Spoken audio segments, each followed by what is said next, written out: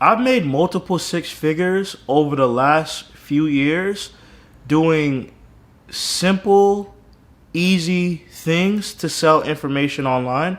And I'm going to tell you exactly what they are. But before I get into this video, I have two things that I want you to know. Number one, if you see me looking down, it's because I wrote down notes on a notepad so I could keep this video concise for you. And number two is that I have a Discord group / a WAP group, whatever you want to call it at this point. It starts at $50 a month, and I take all the things that I'm showing you in these videos and make them practical for you to execute in the Discord group. Plus, there's over 100 people in there that's on the same mission as you. So I would recommend joining. But let me get into this video. So the first thing that I've learned about, first step that you should know when it comes to selling information online, or the first tip that I have for you, is that you need to remove, because most people have this limiting belief. Most people think that they can't sell information because they are not an expert. And you need to remove that limiting belief because, number one, you don't need to be an expert to sell information online. Really, you only need to know 1% more than the person that you're selling to. Because 1%, I know 1% doesn't sound like a lot, but just think about it this way. Most people who go from making multi-six figures to becoming millionaires receive one nugget that makes a 1% difference for them. And even though incrementally 1% is not a lot, 1% could be the difference between being making multi-six figures and making $1 million, right? And so that means it's huge. So while the percentage, if you look at it from just a number standpoint, doesn't seem like a lot, it is bigger than what you might think, especially depending on what type of information you're giving people, right? So that's the first thing. You have to remove that limiting belief that you need to be an expert in order to sell information. You don't, right? And even if you know 1% more, you're technically considered an expert. And I would recommend reading the book Expert Secrets by Russell Brunson. It's a really good book. The next thing is that you got to also understand that people don't just buy information to be people buy information for multiple different reasons.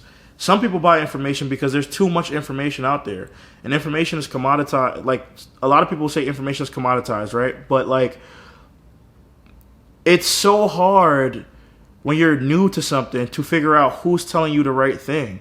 You might read one blog and then read another blog and watch a video on YouTube, and then they all say different things. And it's like, well, who do you trust to give you the information that you need to know in order to get the outcome that you want? And so most people want to achieve an outcome, but they don't know who to listen to.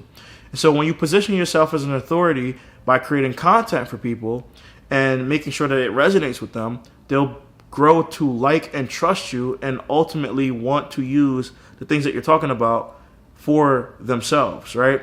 And so that's why they'll buy it from you, right? Because number one, you're organizing it for them, so you're making the whole process of learning easier. And number two, they actually vibe with you. And the other thing too is that when you're constantly making content and you're providing as much value as possible, they tend to trust you, right? And so think about some of the people that you've bought stuff from. Maybe in the beginning you didn't trust them, but after a while of constantly seeing them, you grew to trust them. And then you invested in whatever it was that they were selling because you genuinely thought it could give you the transformative experience that you were looking for. And I hope you were right. I know that when I did that in the past, I got a transformative experience that I was looking for, and I was right.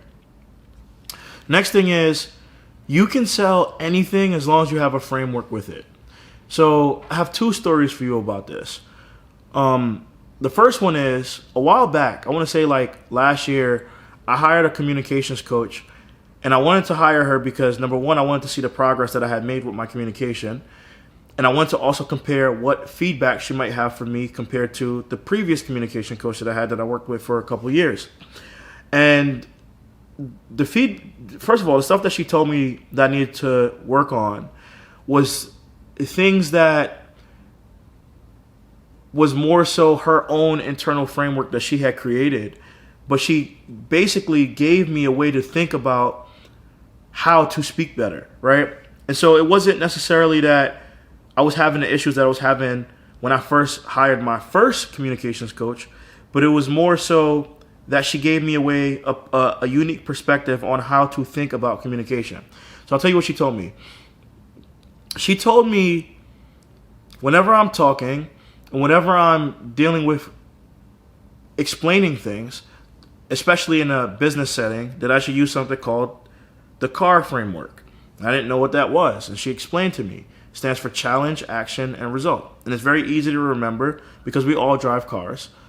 But it's also a very great, succinct way to explain things, right, when you're trying to get certain things across. And so, and here's an example. So the challenge was we needed to figure out how to fix my bike because it wouldn't allow me to go from point A to point B. The action was we started to Google all this stuff, and we found out that the reason why it wasn't working was because the chain had popped. The result was I went and I fixed the chain. I bought a new one from a bike shop local to me, fixed it, and now it works perfectly fine. And as a result, I'm able to go wherever I want to go, right? That makes it so clear. If you create multiple frameworks like this, it's easy to know how to think, right? It's easy to know how to organize your thoughts when you're speaking because you're speaking in frameworks.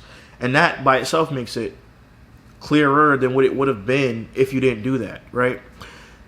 So that really changed my whole perspective on how to speak. And in this video, I'm not really using a framework. I'm not speaking on a framework. But I know in certain situations what frameworks to use, right? And so, yeah, that's one thing. And then the second thing is, earlier this year, I had a paid search agency reach out to me because they sold SEO to a huge client, and they didn't have anybody on their team that did SEO. And so they needed help with understanding how to roll out SEO, how to onboard the client for SEO, how to train their whole team on SEO, and also how to roll out the strategies in order to get them the results that they needed to get to produce for this client because they had made such huge promises. And we did everything and knocked it out the park. But the thing is that most people that sell SEO, they have to sell the implementation. For me, I only sold a framework. I sold the process for how to organize their team.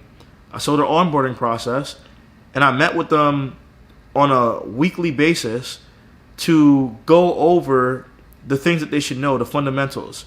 And then I also gave them all of my unique processes to implement and get results for their clients, right? And I didn't do any implementation at all myself.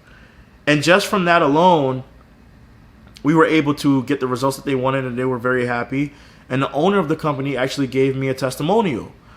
It's actually on my TikTok. Funny enough, I don't think I ever uploaded it on YouTube. But anyways, I said it to say that contract, I made a lot of money from it, but all I had to do was teach them what to do. They had no clue what to do, and they valued my knowledge because to them the difference was if they didn't hire someone like me to teach them, which now they have a huge return on their investment because they know this information forever, right? If they didn't hire me, then they probably would have lost their clients because they made a promise that they probably wouldn't have been able to fulfill, right? Or maybe they would have because they're smart people, but it would have been a lot harder. It would have been way more challenging.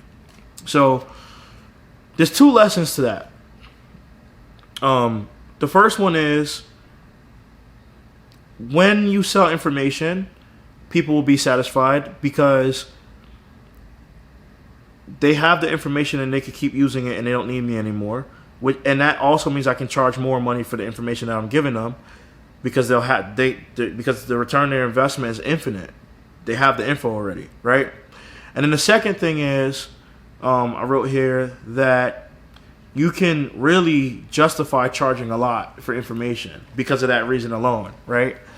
And so that's something that you have to think about. But it's something that's why I've been able to make so much money off of selling information, because I can justify it. If I teach you this, it's an infinite return on your investment. That's how that's how I phrase it to them. And they never have any objections. So you should do that. The other thing that I love about selling information, and the one thing that you should definitely take into account, is that when you're selling your frameworks to people, they will go try to do it.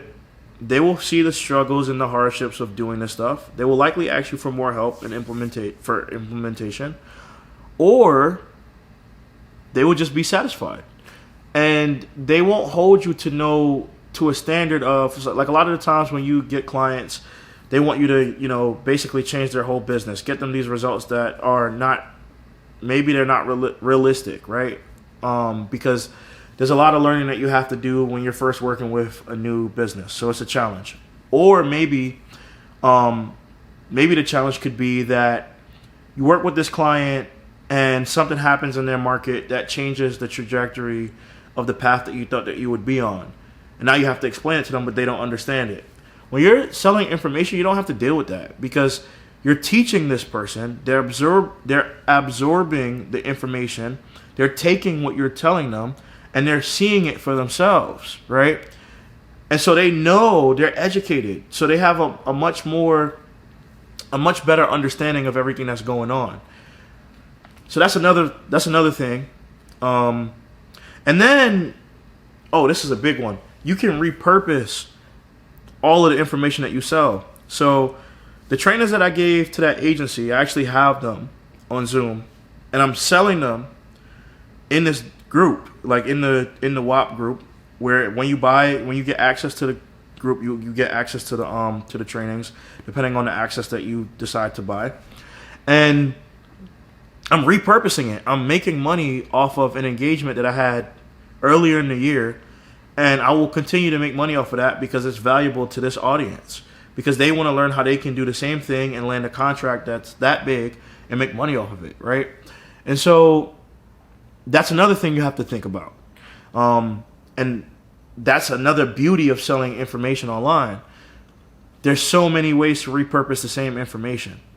And then the last thing that I have here is, because I've been able to succeed in sell information to companies and stuff like that, I have other companies that reach out to me for the same stuff. They want to learn the same frameworks that I gave to someone else.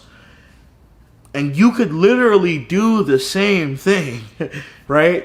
So that's the beauty of selling information. That's how I've made multiple six figures off of selling information. And those are the things that you should keep in mind when selling information so that you can succeed. Thanks a lot for watching. I'll see you in the next one. Peace.